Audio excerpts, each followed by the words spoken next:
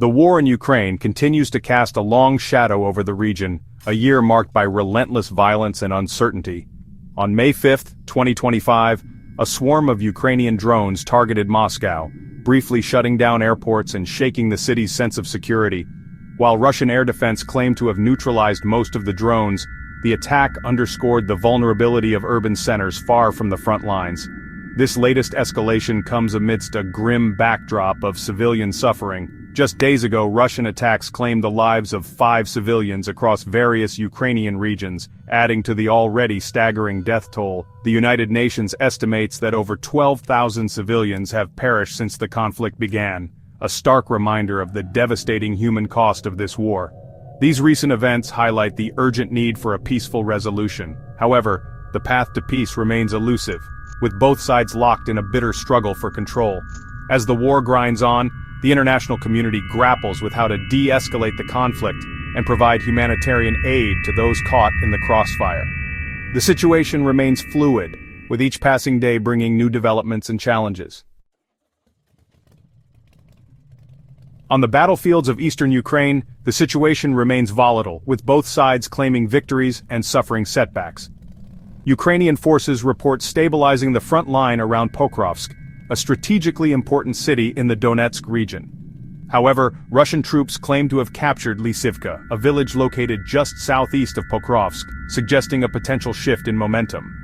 Adding to the uncertainty, Russian President Vladimir Putin declared a ceasefire from May 8 to 10 to commemorate Victory Day, a major Russian holiday marking the Soviet victory over Nazi Germany in World War II.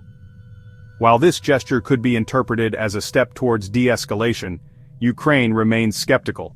President Volodymyr Zelensky has yet to commit to the ceasefire, citing concerns about potential security risks. Meanwhile, former Russian President Dmitry Medvedev issued a stark warning against any Ukrainian attempts to disrupt Moscow's Victory Day celebrations, further fueling tensions. As the proposed ceasefire date approaches, the world watches anxiously, hoping for a respite from the violence. However, deep mistrust and ongoing fighting cast a long shadow over the prospects for a lasting peace. Amidst the ongoing conflict, stories of courage and resilience continue to emerge from within Russia itself. Ekaterina Barabash, a Russian journalist facing a decade-long prison sentence for criticizing the war in Ukraine, recently made a daring escape from house arrest in Moscow. With the assistance of Reporters Without Borders, Barabash managed to flee to Paris, where she can now speak freely about her experiences. Barabash's ordeal highlights the increasing repression faced by those who dare to challenge the official narrative surrounding the war. Independent media outlets have been silenced, journalists harassed and intimidated, and dissent met with swift and harsh punishment. Her escape serves as a potent reminder of the importance of a free press, even in times of war. It is a testament to the human spirit's enduring thirst for truth and justice, even in the face of oppression.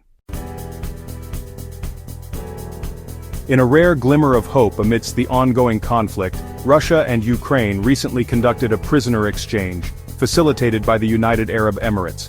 This humanitarian gesture resulted in the release of 205 prisoners of war from each side, allowing them to finally return home to their families. While the details surrounding the exchange remain tightly guarded, it is understood that the freed Russian soldiers will be sent to Belarus, a close ally of Moscow. This latest exchange marks a positive step towards alleviating the human suffering caused by the war. The release of prisoners, even amidst ongoing hostilities, offers a faint glimmer of hope that dialogue and compassion can still prevail. It serves as a reminder of the shared humanity that binds us, even in the darkest of times.